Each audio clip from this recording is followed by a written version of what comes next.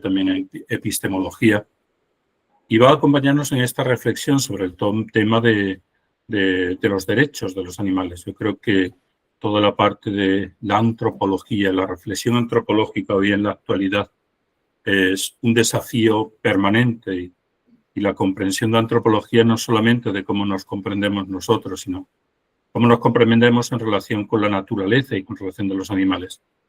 Todo el tema de la ecología es un tema que está tan actual, que está tan vivo, que somos conscientes de la importancia que adquiere en la actualidad. Entonces, que en este sentido de la relación con la naturaleza, no solamente con el tema de la naturaleza en general, sino también los derechos de los animales como un aspecto puntual. Pensamos que es un tema que es importante para nosotros como los cristianos, replanteando nuestra misma relación con la naturaleza. ¿Qué límites, qué desafíos nos plantea todo esto?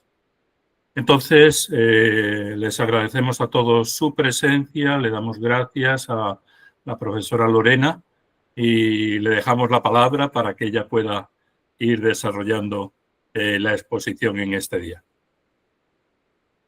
Muchas gracias, padre Joaquín. Espero que me escuchen bien. Bueno, como recién decía el padre Joaquín, hay un desafío nuevo a la hora de pensar todo lo que es el mundo animal, ¿no? Y bueno, intentaremos en estos 12 encuentros generar un pantallazo que va a tener como dos partes. Una primera que vamos a trabajar una cuestión filosófica y una segunda que vamos a trabajar una cuestión mucho más epistemológica sostenida en los fundamentos etológicos, ¿no? Cuando uno piensa en los animales y en el mundo general de los animales, uno ve que a lo largo de la historia de las distintas cosmovisiones, vamos a llamarlo así, estas cosmovisiones que tienen que ver con estas miradas o esta comprensión en determinados contextos que se van realizando desde la cultura, desde la ciencia, desde lo que cada uno o desde lo que la comunidad va encontrando como valioso.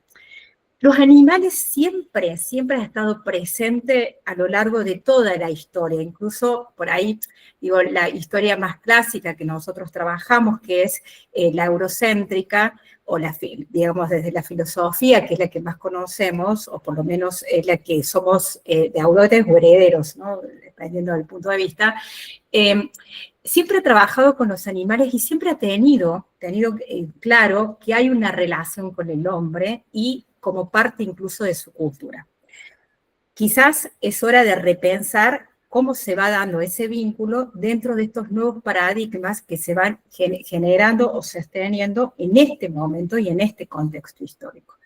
Si uno piensa en los animales, por ejemplo, en Aristóteles, para usar un filósofo puntual de la antigüedad y sabiendo que no solamente fue un filósofo, sino que fue un naturalista y que precisamente su clasificación en especies duró casi 20 siglos, ¿no? Hasta Darwin, o sea, incluso ha sido una persona que ha influido bastante en el mundo de la biología.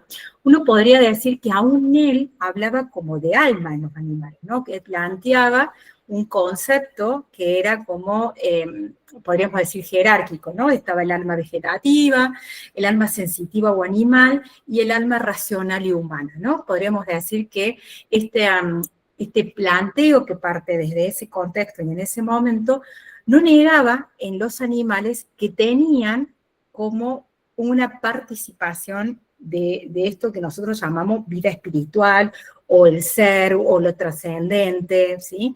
Digo, estoy poniendo sinónimos para no quedarme con un único concepto o no delimitar al autor a su único concepto, porque lo que estamos buscando es entender que en la historia siempre hubo una relación con los animales. Mi trabajo siempre tiene anclaje teológico, no es la propuesta que vamos a hacer hoy, pero siempre tiene, porque vengo desde ese lugar y hago siempre, el defecto mío es irme a la teología por defecto. Entonces, pero uno podría decir que desde el mismo Génesis uno ya se plantea esta vinculación con los animales, ¿no? Dios crea todo, crea el mundo animal y hay una relación, o crea una relación, o se entabla, o los llama, o los nombra, o los vincula, ¿no? Entonces, es claro que el mundo o los animales siempre han estado como parte de nuestra cultura y en relación al hombre. Si uno hace como un pantallazo general, podría llegar quizás, hay un libro que a mí me gusta mucho, que es de un historiador de la ciencia, que es Brock, y que en un momento plantea, por otra razón, la cuestión de Descartes y habla de los animales como máquinas. Entonces, relata un momento histórico, un episodio, como debe ser como en un lugar de una sala de estar, de alguna casa de un grupo de señoras que se reunieron, y en un momento dice, sácame de acá esa máquina, refiriéndose al perro, ¿no? Entonces, en el mecanicismo, la idea de máquina, en esta idea de que todo funcionaba según esta causa-efecto, también estaba como muy presente, sobre todo en los animales.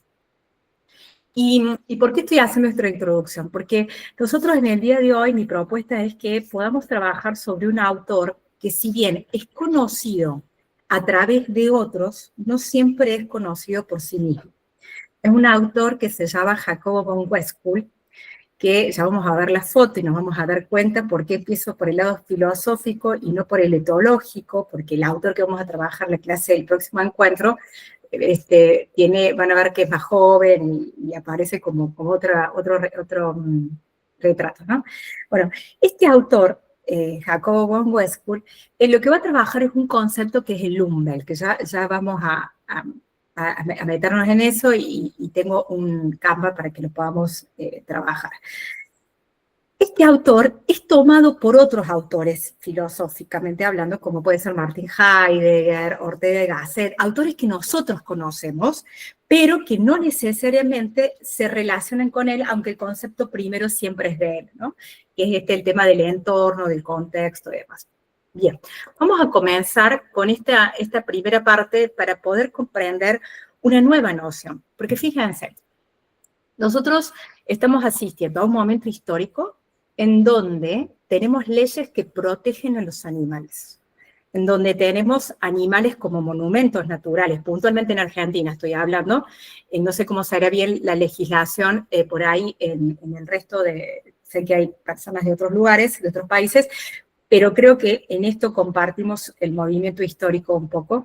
Entonces, claramente que estamos asistiendo o viviendo, inclusive hay otro tipo de denominación muchas veces que se utilizan. El año pasado, no, 3 años atrás, estuve en un encuentro, en un congreso en Salta, y se acercó una persona que trabajaba este concepto, que el primero cuando lo escuché por primera vez fue como wow, y después lo fue como incorporando familias multiespecies, ¿no? También ese concepto que al principio a mí era como, bueno, yo también vengo con una construcción que también tuve que convertirme a este nuevo marco o a este nuevo entorno de los animales.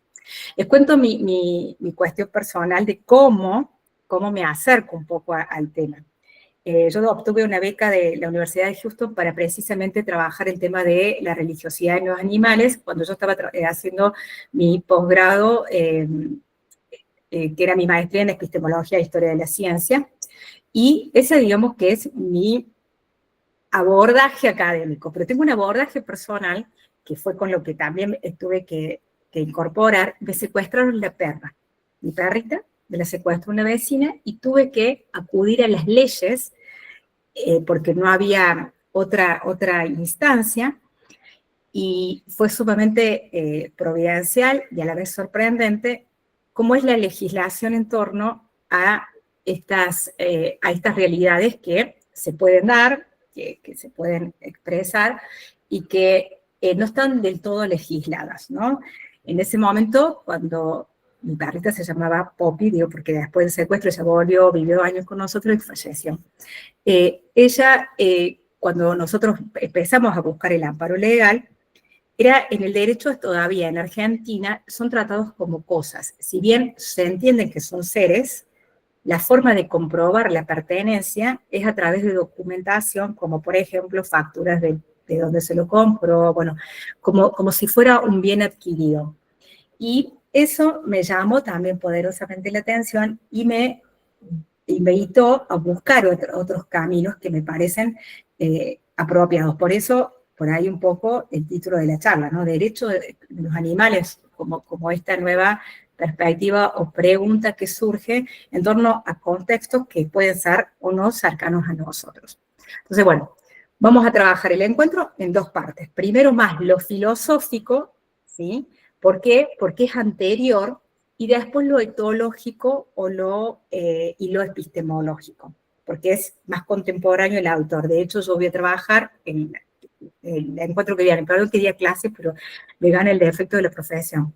Entonces, el encuentro que viene vamos a trabajar sobre Fran de Waal, ¿sí? Que es puntualmente un etólogo que va a trabajar conceptos epistemológicos que nos pueden dar luz para lo que nosotros queremos pensar, porque hay que acompañar esta época histórica que estamos transitando con nuevas perspectivas filosóficas, epistemológicas y de trato hacia esta nueva realidad, que es la forma con la cual nos vinculamos con los animales.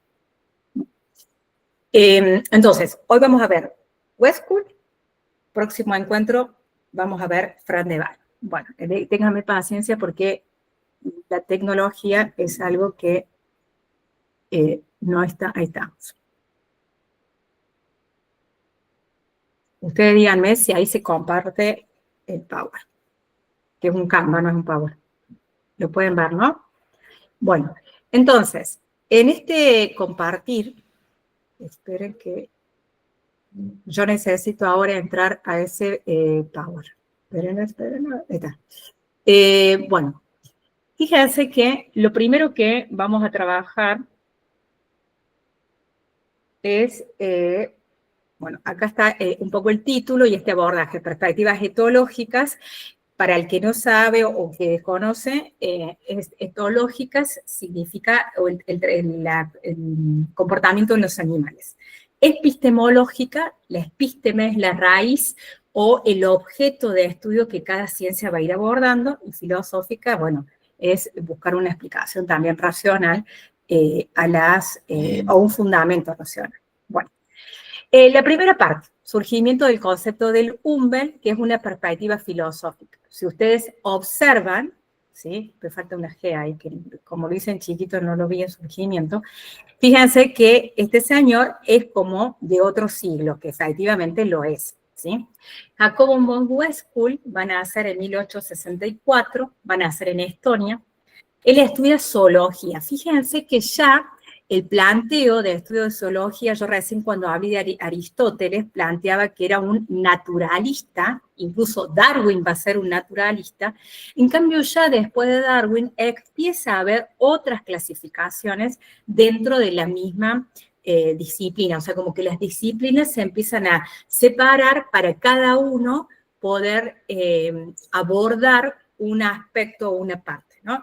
Bueno, él va a trabajar la zoología, empieza y luego se va a instalar en Hamburgo, en Alemania, y hasta su retiro. Ahí va a crear precisamente un instituto de investigación que va a ser el Umwelt, ¿sí? Porque es precisamente este el concepto que él nos va a iluminar esta tarde para comprender un poco este nuevo alcance de la comprensión en torno a los animales.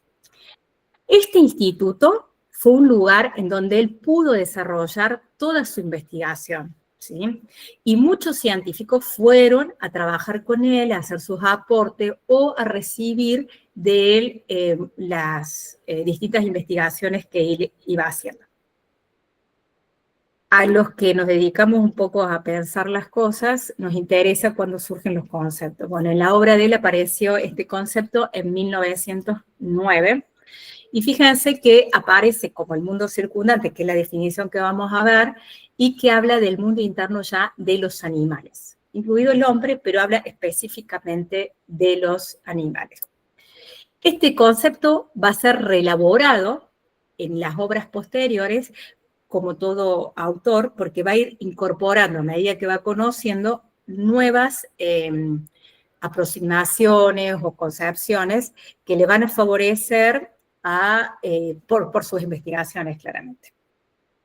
Acá vamos a trabajar, fíjense que la influencia filosófica que va a tener nuestro autor, en este caso, como digo, nuestro autor, en este encuentro estoy hablando de Jacob von Westphal, la influencia de Immanuel Kant. Yo recién les hablé de Descartes, ¿sí? Descartes planteaba este mecanicismo, esto de que todo funciona, ¿sí?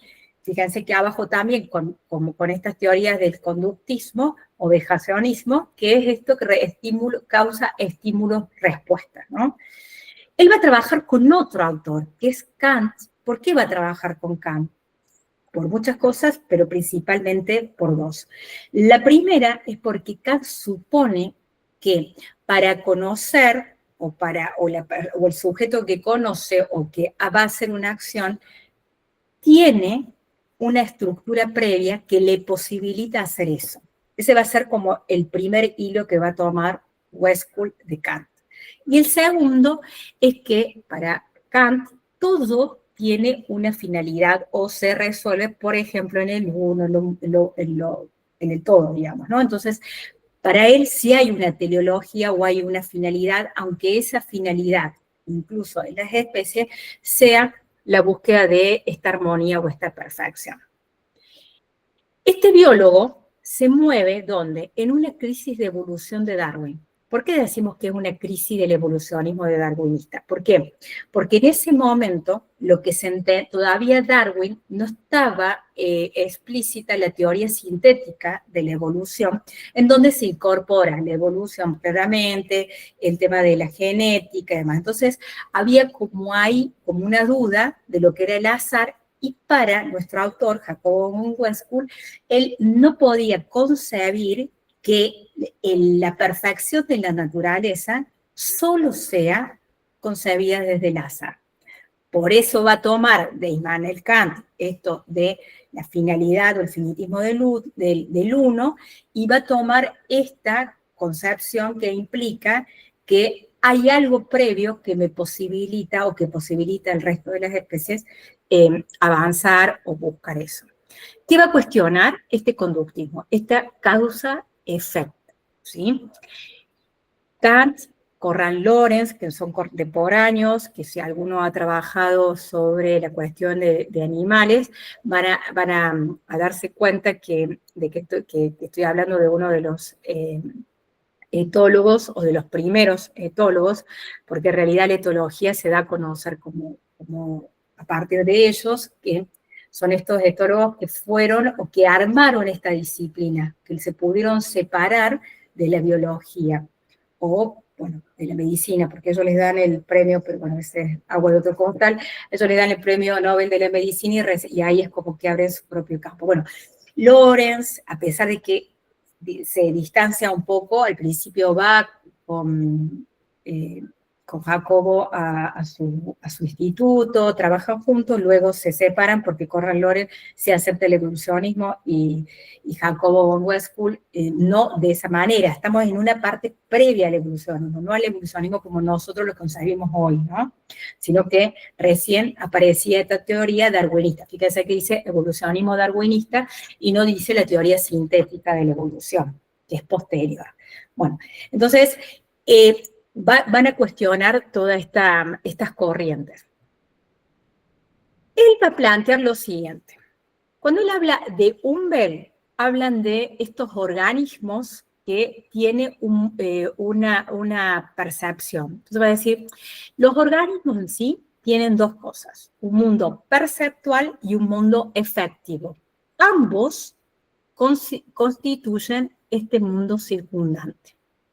Esto abre la puerta a la idea de que estos mundos circundantes, en que todo lo que el sujeto percibe se convierte en su mundo perceptual. Y todo lo que el sujeto hace forma parte de su mundo efectual. Y ambos son uno, es decir, los podemos distinguir, pero nunca los podemos separar, y se dan en este mundo circundante. Iba a decir, cada especie, cada organismo está predispuesto para tener una percepción que le permite en su mundo circundante interactuar. Entonces, por ejemplo, va a poner el topo de las 1000 narices, tiene su mundo perceptual, ¿sí?, que le permite reconocer su contexto en función de su mundo, ¿sí? Y va a poder obrar en función de ese contexto mundo circundante. Voy a dejar de compartir un ratito, porque me interesa explicar esto de esta manera. Ustedes imaginen lo siguiente. Cada especie, hasta ahora, ha sido concebida en relación de la perfección del hombre o de la persona humana. Nosotros estamos tratando de cambiar, ¿sí?, de convertir y empezar a mirar que, fíjense lo que voy a afirmar, una especie no es ni mejor ni peor que otra, sino que es distinta. Y no hay una especie más evolucionada que otra. Todos hemos evolucionado de la misma manera en función de la especie que somos. Es decir, un topo de las 1000 narices evolucionó igual en el proceso evolutivo que un hombre o que nosotros, pero ¿en qué sentido igual? En cada especie. Entonces, en cada organismo. Entonces, no hay más evolucionado que otros. Hay distintas formas de evolucionar en función del organismo al que somos, es decir, en función de la especie a la que pertenecemos, ¿sí? Entonces, cada especie, voy a volver, organismo, va a relacionarse con un mundo circundante, ¿sí?, que a su vez va a compartir a lo mejor con otros mundos circundantes. Y cada uno va a ir evolucionando en función de su especie. Entonces, yo creo que la gran importancia de lo que estoy diciendo ahora tiene que ver con esto de poder entender que cada especie tiene una finalidad y una forma de ser, ¿sí?, que es distinta de la del hombre. Entonces, no es que nosotros, fíjense, yo les planteaba, recién cuando comenzábamos, planteaba esto. En Aristóteles existía algo jerárquico, ¿sí? ¿Se acuerdan? Una alma sensitiva o vegetativa, un alma sensitiva o animal, y después un alma racional, que era la humana, ¿no? Entonces era como que íbamos escalando, como de menos vida, pareciera, por así decirlo, a más vida. Esa concepción propia del momento, y a Aristóteles le agradecemos un montón todo lo que hizo por nosotros, y la concepción y todo lo demás, hasta esto es genial. Hoy descubrimos, y lo vamos a descubrir sobre todo cuando veamos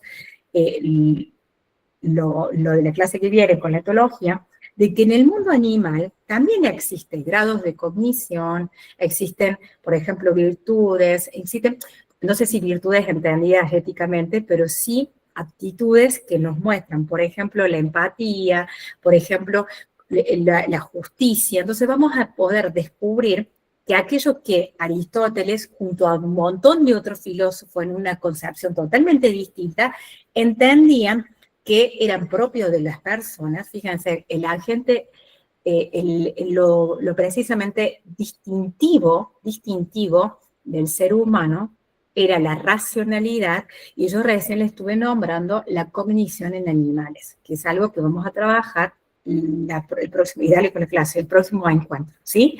Entonces, yo lo que quiero ahora seguimos con Westwood, yo lo que quiero que podamos como hacer el esfuerzo es de entender que cada organismo, ¿sí?, va teniendo una interacción con el contexto, ¿sí?, que hace que no sean inferiores a nosotros, sino que son distintos a nosotros, ¿sí? ¿Me siguen? O sea, no son inferior, sino que es distinto a nosotros. Y eso es, por ahí, una de las claves que tenemos que empezar a tener para poder comprender este mundo animal, digamos, ¿no? O por lo menos esta nueva concepción del mundo animal.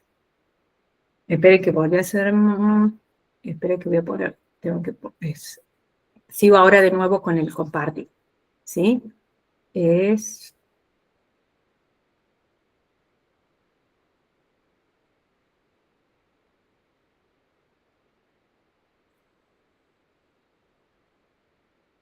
Entonces, nosotros habíamos quedado en esto de que yo les había dicho. Vamos a volver a leer. Fíjense, se distinguen en cada microorganismo este mundo perceptual y el mundo efectivo. Esto abre la puerta a la idea de que hay mundos circundantes en el que todo lo que el sujeto percibe, todos los sujetos, no el hombre. Cuando hablo del sujeto hablo de el resto de los animales o de los microorganismos. No hablo solo del hombre. Se percibe, se convierte en un mundo perceptual y todo lo que el sujeto opera se vuelve su mundo efectual. Ambos conforman juntos una unidad cerrada que es el mundo circundante. Esta perspectiva le permite pensar en una multiplicidad de mundos circundantes. Hay tantos mundos circundantes como organismos animales existen. Esto quita también la idea de que todos los animales giran alrededor del hombre, de esta mirada tan antropocéntrica, que todo fue creado para el hombre, ¿sí? Los mundos circundantes se relacionan entre sí en modo tal de que un sujeto puede aparecer como objeto para otros mundos circundantes, ¿sí? O sea, está todo relacionado. Esto sería un poco Laudato Si, ¿no? Que está todo relacionado. Pero lo que está queriendo transmitir es que estos mundos que se dan coexisten y a su vez pueden ser objetos o sujetos, ¿no? Porque van intercambiando en función de las relaciones que se establezcan en estas distintas especies. Esto ya lo dijimos, ¿no? Bueno, fíjense en esto. ¿Qué es lo que es una garrapata? ¿Sí? Ustedes fíjense qué pasa con la garrapata, ¿sí? La garrapata es un animal que no tiene ojos, que trepa por el tallo de las hierbas a la espera de oler el ácido butírico que emana de la piel de los mamíferos. De cualquier mamífero no, de algunos mamíferos que ellos, por su umbel, ¿sí?, pueden detectar la temperatura para poder subirse y poder, por ejemplo, alimentarse. ¿Saben cuánto tiempo puede vivir una garrapata hasta antes de comer, o sea, es decir, de alimentarse de sangre y finalmente fallecer? 18 años. Lo cual nos hace entrar en otra comprensión de que nosotros no podríamos entender a la garrapata, porque no nos podemos poner ese umbel. Tampoco podríamos sobrevivir como ella, por ejemplo, 18 años sin comer o sin alimentarnos. Entonces, ¿qué estamos tratando de mostrar? Que cada animal que tiene su umbel y que cada umbel responde armoniosa y perfectamente, ¿sí?, a ese mundo circundante en el cual él se mueve y se relaciona. Entonces, va de nuevo en estas ideas, y perdón que soy reiterativa, pero es, por un lado, entender, no hay ni más ni mejores evolucionados, cada uno evolucionado según su especie. Por otro lado, estos mundos circundantes son perfectos para cada especie.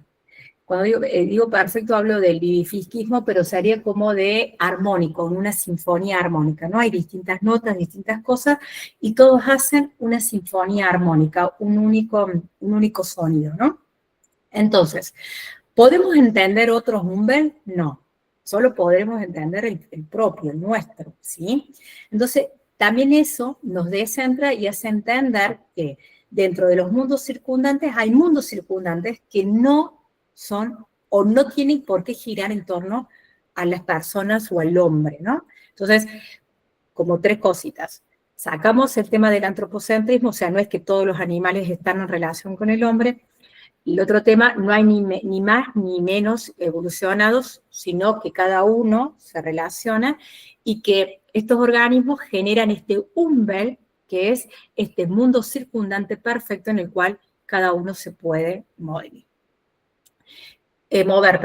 La idea de Lumbel como superador. Ustedes recuerdan que dentro de las concepciones que les fui diciendo al principio del autor, habíamos puesto que era como una propuesta distinta al mecanismo de la época.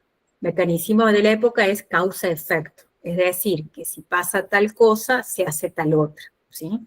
Los mundos circundantes en las distintas especies animales se van complejizando, ¿sí? Estas figuras son cada vez más numerosas y articuladas. Los sujetos perciben figuras que son al principio pocas y sencillas y luego más numerosas, más rigurosamente articuladas y más ricamente coloreadas. Según el biólogo estonio, es decir, sobre Jacobo van Westphal, en el ámbito de la vida nada queda librado al azar. Por eso él está, entre comillas, en contra de ese aspecto de la evolución darwinista. Todo se le entrelaza en una adaptación perfecta, según cada mundo circundante. Me encanta eso. Westphal percibe una coincidencia que hay entre la organización corpórea de cada especie con el mundo circundante. La nariz, el topo de 100 narices sobrevive en ese mundo circundante y a su vez se interacciona de manera armoniosa con ellos. Y a medida que va, podríamos decir hoy, cambiando, se va relacionando de mejor manera y van articulando de mejor forma y van descubriendo un mejor encastre de esa perfección o armonía. En su visión, nada queda abandonado al azar. Todo se adapta a todo. Fíjense en acá. El sol del mundo circundante contiene la medida del ojo y el ojo del animal contiene la medida del sol en su mundo. Así como son distintos los ojos en cada animal, así también son distintos en cada mundo el sol y el cielo. Es decir, cada especie, cada animal va a poder tener una noción de sol, aunque el sol existe, pero en el mundo circundante de cada especie, cada animal, el hombre, el pájaro, el topo, la garrapata, van a tener una medida de lo que es el sol o una forma de percibir o mirar el sol. ¿Sí? No sé si me siguen. En el ámbito biológico, las cosas funcionan de otro modo, en forma armoniosa, como una melodía musical. Todo está integrado mediante una coordinación que sustenta, mueve al conjunto de los seres con sus mundos circundantes particulares. Entonces, este tipo de afirmaciones parecen contradecir una observación ya no darwinista, sino lo más neutral posible, o sea, ya no es desde un conflicto intrínseco de la vida que se genera o se gesta para un proceso de adaptación, sino que lo que se busca, por eso siguen esto a Kant, es como esa armonía, esa búsqueda de lo uno, de esa finalidad que en definitiva va a dar como esa sensación de como de finalidad o de teleología, ¿no? Bueno, acá está, solo que en la tradición de aquellos que privilegian la armonía en conjunto, bueno, Goethe, ¿sí? Es otro filósofo que se inspira, subraya el aspecto musical de la vida en su totalidad y también la competitividad y la muerte forman parte del conjunto de los seres vivientes, que en una visión superadora configuran una partitura amorosa. Voy a volver a salir para recalcar una cuestión.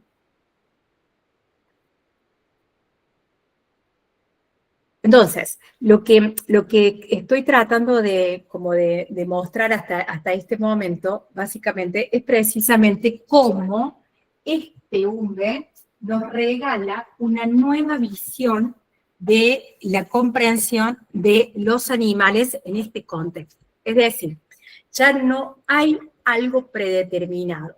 Ya no están los animales en función del hombre.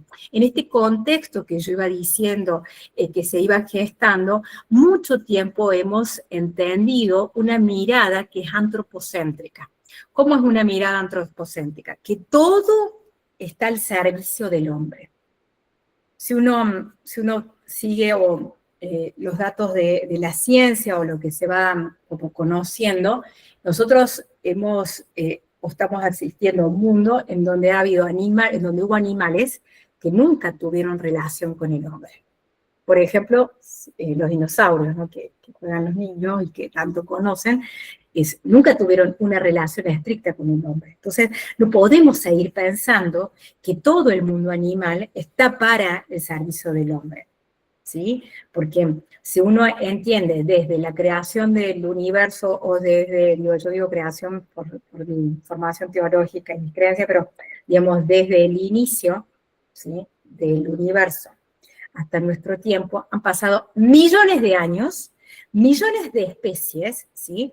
Y no podemos seguir creyendo que el hombre es el destinatario único y último de todo eso, ¿sí? Entonces, tiene que haber, entre comillas, un cambio de mirada, porque estamos en una época en donde tenemos estos descubrimientos, por un lado, ¿no?, que se pueden como fundamentar empíricamente.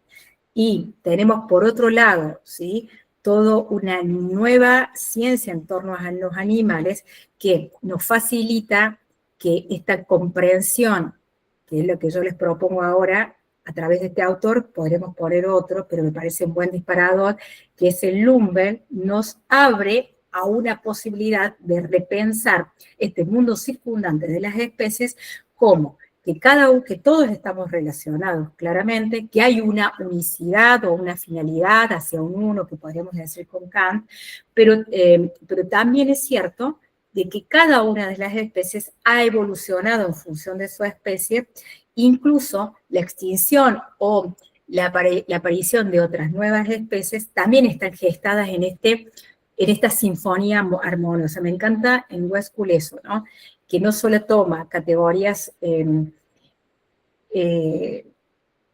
digamos, racionales, sino que también incorpora otras que también tienen racionalidad, pero por ejemplo como la estética, la música, el arte, para una comprensión acabada de lo complejo que es este sistema de Luhmann, ¿no? Pero me parece que con esas notas musicales, leer, hay un libro que le escribe cartas a una dama, que es precisamente algún plantean que es su esposa, y que habla acerca de la biología y se las dedica a ella, y es nada que ver, pero habla toda una cuestión, cada capítulo es un poema, porque empieza hablando de cada uno, por ahí de los umbrales de los distintos animales, y va desarrollando esta mirada armónica y estética y búsqueda de la belleza, y plantea todo esto de la perfección y demás, en cada una de las especies, ¿no? Y como que uno va pudiendo entrar desde otro espacio, como puede ser la literatura, como puede ser la poesía, también ir incorporando esto a su pensamiento, ¿no? Bueno, vuelvo al Power. Esperen que... Y que no es Power, es Canva.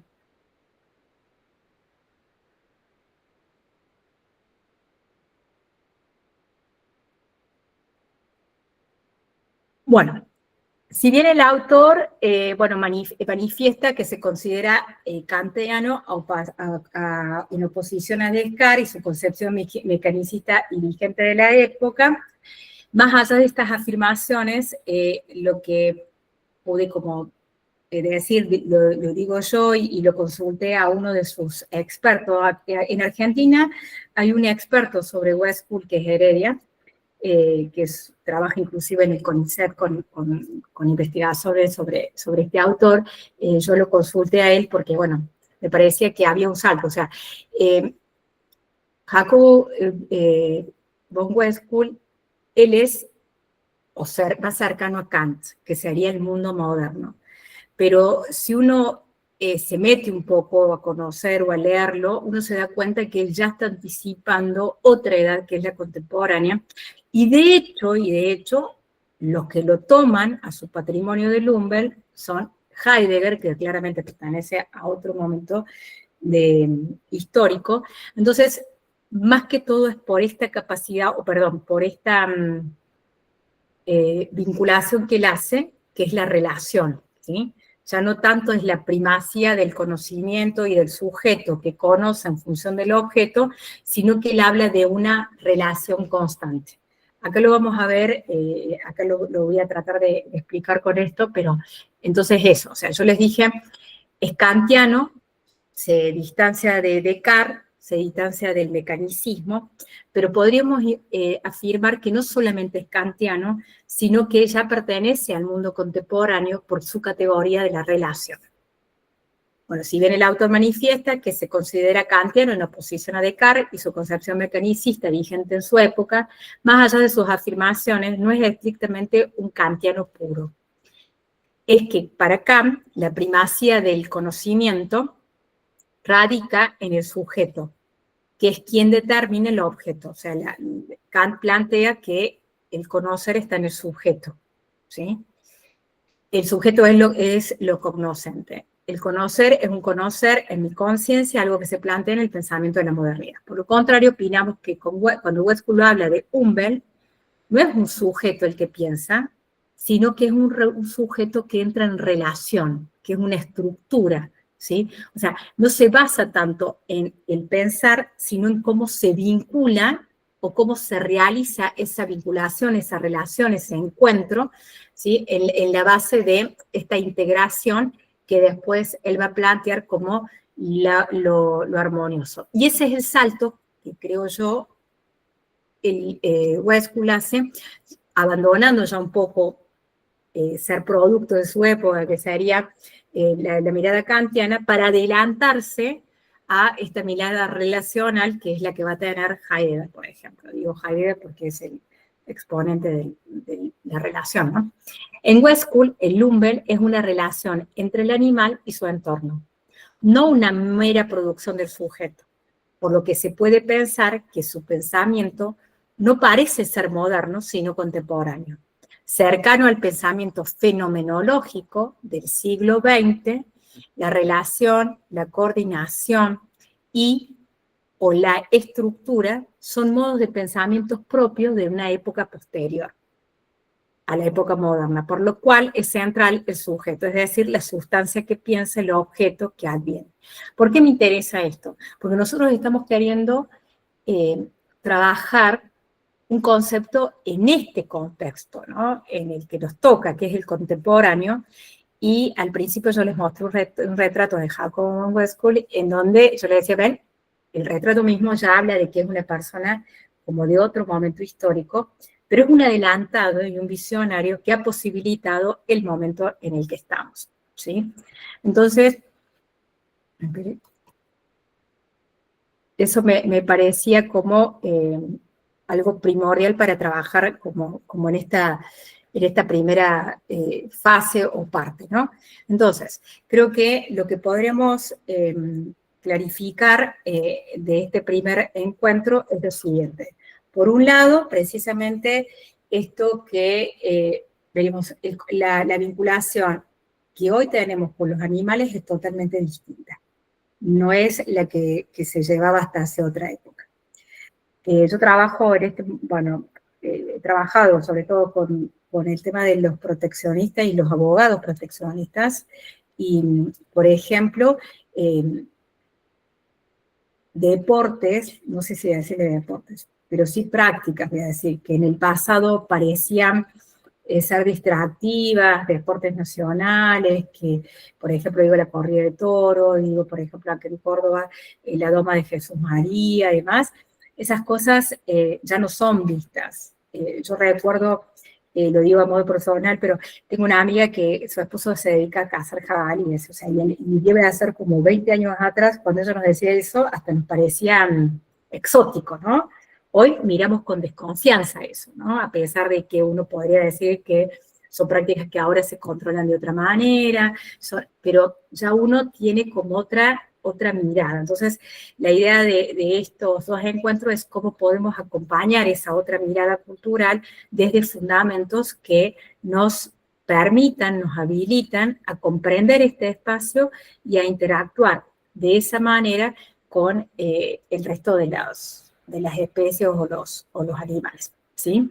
No sé si alguien tiene alguna consulta, si alguien quiere hacerme alguna pregunta, si se lo puedo responder, algún comentario, algún interés.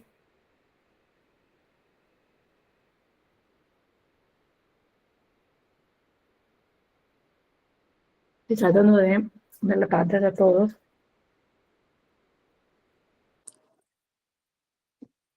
Sí, María Marta, ¿no? Sí, ¿qué tal? Un comentario nomás para, Sí, para charlarlo. Digo, acá en Ezeiza, donde yo vivo, se hizo toda una campaña municipal de cambiar un animal de tiro, un caballo, por una moto, por ejemplo. Digo, sí, también ese cambio, ¿no? De pensarlo como un objeto al servicio del hombre, el animal, pensarlo de otra manera, más allá de todo lo que hay que hacer, no solamente cambiar el animal, sacarlo del carro, pero bueno, digo, igual que el concepto de mascota, ya no se está como cuestionando, en algunos lugares ya ni siquiera se usan, ¿no? Que en esta relación que los poníamos con respecto a una inferioridad con respecto al hombre, como vos decías, y esto nuevo, nuevo, esto que se nos abre ahora con este nuevo autor, que tiene que ver con pensar desde la relación al sujeto, pensarnos nosotros también desde la relación, ¿no? sí, sí. Me parece interesante. Sí, sí, sí. Acá también en Córdoba se ha hecho eso del cambio de animales, digamos, a tradición de sangre por motos u otros, ¿no? Sí, sí, sí, yo creo que eso también. Hay muchos temas para pensar. Yo solamente estoy haciendo la introducción desde otro punto porque necesitamos también una conversión de paradigma, porque más allá de darnos cuenta o de mirar algunas cosas, lo que también nosotros necesitamos es fundamentos para repensar esa nueva realidad y esa nueva forma de vincularlo. Yo todavía cuando incluso hablo de algunos temas en los contextos, y es como que el título o es provocador o genera alguna como discusión, ¿no? Como algún planteo, como que no tienen derechos, o como si uno los llevara al estrado para que, o al poder legislativo para que fueran a hacer leyes, y no tiene que ver con eso, ¿no? Tiene que ver con nuestra vinculación y la forma que nosotros tenemos que fundamentar esos vínculos a partir de nuevas concepciones. Sí, sí, totalmente. Que tiene otro aparejado otros problemas, ¿no? Como por ejemplo el tema de la alimentación. ¿Sí? Por ejemplo, que está como ahora eh, no sé si de moda, pero sí que empiezan a saltar otro tema, ¿no? Es decir, qué tipo de alimentación tenemos, si los animales, ¿no? Que genera otro debate y que claramente yo creo que vamos a cambiar la alimentación, no ya, no ahora, pero sí hay un cambio cultural. Yo recuerdo de niña que se escuchaba muchas veces decir, si no comemos carne, es como si no comiéramos nada, ¿no? Y hoy la alimentación ha empezado a pasar por otro lado en un país como el nuestro. Yo no estoy diciendo yo no soy vegana, no soy vegetariana, pero sí es cierto que hay un cambio de hábito en la alimentación también, ¿no? Por ejemplo, ¿no? Digo, así como planteamos el tema de no usar ya los animales para el trabajo forzoso, por ejemplo, no cazar, no que eso no sea un deporte. Las También, pieles, ¿no? Las pieles sí, en los tapados y todas estas cosas que fueron cambiando. Pero está sí, bueno esto que decís de fundamentar porque es difícil también desde el punto de vista católico desarmar un poco el tema de la creación y poder realmente hacernos cargo de los años previos a la aparición del hombre, qué pasó, para poder que eso nos pueda servir para hacer una crítica buena y poder fundamentar, ¿no? A la hora de pararnos a pensar qué pasa con los animales, cómo los usamos o cómo nos relacionamos. O con la sí. creación, ¿no? Con Francisco y todo este tema. Sí, sí, y bueno, nosotros, viste que yo dije que mi defecto profesional es llevar toda la cuestión teológica sí. También es empezar a pensar en un Dios que crea ya no desde una mirada antropocéntrica, sino cosmocéntrica o cristocosmocéntrica, ¿no? En donde todos los animales participan de Romanos 8, ¿no? El tema de la creación gimen con dolores de parto, y también cielos nuevos y tierras nuevas, no dice hombres nuevos y hombres viejos, sino dice cielos nuevos y tierra nueva. Entonces, que claramente va a haber un proceso también de redención para el resto de las especies, ¿no? Y que en esa clave también. Y bueno, acá hay un teólogo que está dentro del conversatorio, que es Lucio Florio, y voy a citar a él en un artículo. Él tiene un artículo que a mí me hizo como un crack en el pensamiento, y es que Jesús se encarnó en un homínido, ¿no? Entonces también en un animal, en esto que comparte, si me permiten la expresión, la animalidad con el resto de las especies, ¿no? No únicamente, digamos, que uno siempre hace la relación de la creación en cuanto en la imagen del hijo, pero el hijo es un homínido que comparte filogenéticamente el árbol con otras especies animales, que vamos a trabajar especialmente en el próximo encuentro con un autor que trabaja sobre todo con los bonobos, ¿no? Que son, digamos, cercanos filogenéticamente a nosotros los humanos. Así que bueno, no sé si alguien más quiere hacer alguna alusión a algo que quiera compartir.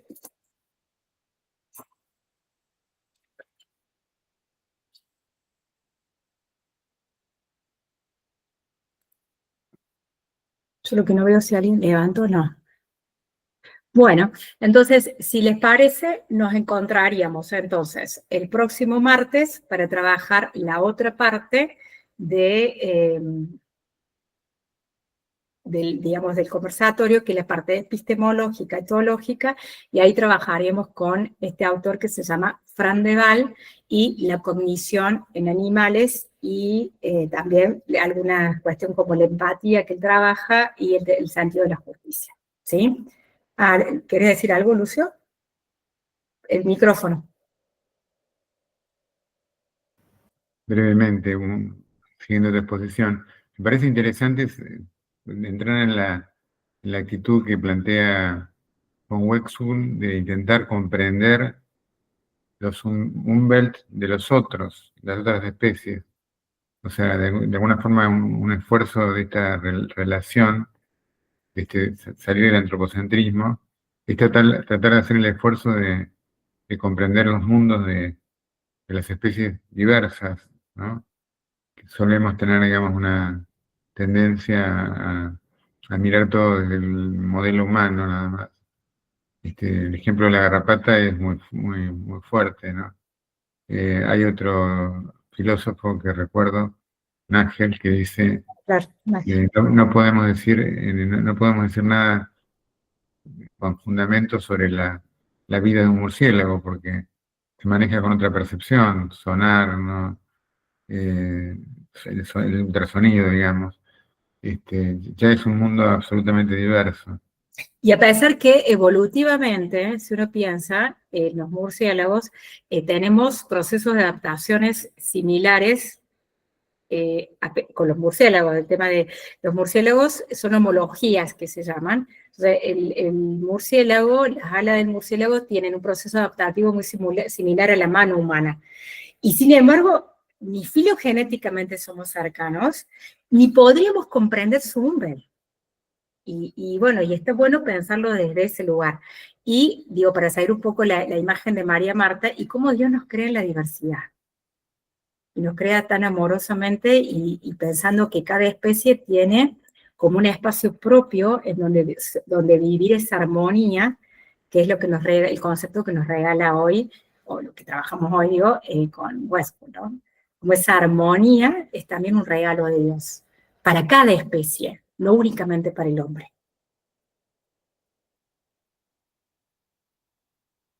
Bueno, entonces nos vemos, espera que voy a sacar, este es ¿dónde?